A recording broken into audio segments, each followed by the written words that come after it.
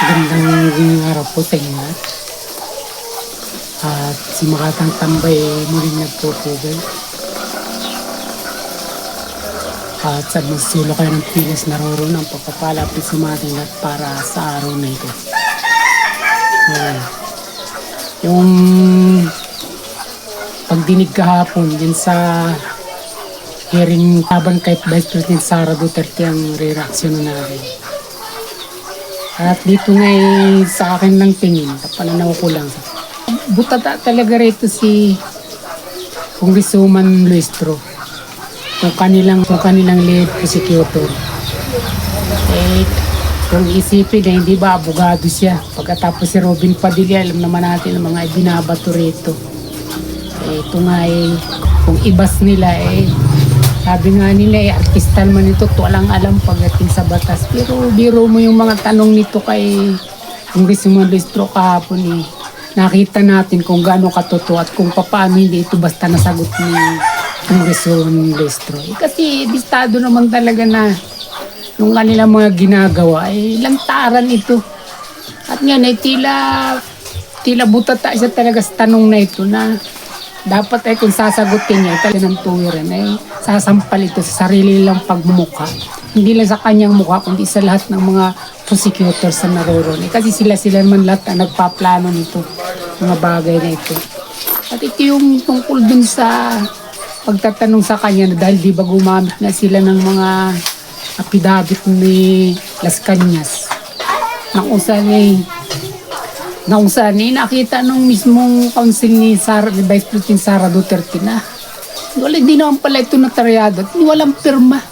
At ito maraming diskusyon nga at maraming objection yung tinamasa ng binasang ito ni NBI Director Matibag. Dahil ito nga hindi naman daw talaga yun yung isang pinaka ginamit nila para sa pagpapatunay, kundi karagdagan lamang daw yun bilang ipakita na talagang violent ang karakter nito si Sara Duterte. Ngayon binultan siya nga ni Robin Padilla. At sabi nga niya kung talagang totoong pagdinig, kung talagang gusto nating makuha ang katotohanan, naniniwala ba kayo ng isang tao kapag pabago-bago maaari nating matawag na talagang isang sinungaling? Tapos binasa nga niya yung isang patunay na si Las Cañas o yung gumawa ng affidavit na ito na binasa nila doon ni NBI Director Matibag. Sinungaling yung ganyang pinunto rito at yung kanyang binigyang diin. Tinanong niya rito si Congresswoman Luistro kung ano raw bang tawag sa ganitong klase ng tao na pabago-bago ng mga sinasabi. Dahil pinakita nga niya na noong 2016 November pa lamang iba yung sinasabi nito at pumapabor ito kay dating Pangulong Duterte. Pero pagtungtong ng 2017, yung ilang buwan pa lamang, bumaliktad na ito. Ito yung tinutukoy ni Senator Robin Padilla na pabago-bago, kaya hindi ito dapat pagtiwalaan ng mga testimonya nito. Itong affidavit nga na umano'y sinumpaan ni Las Cañas, yung ibinasa nila, nung ibinibilta sa kanila, hindi dapat sila gumagamit ng testimonya ng isang sinungaling. Hindi siya rito makasagot. Tinatanong siya kung sinungaling daw bang may tatawag sa ganong tao na pabago-bago. Hindi siya makasagot. Tapos gusto niyang ipaliwanag.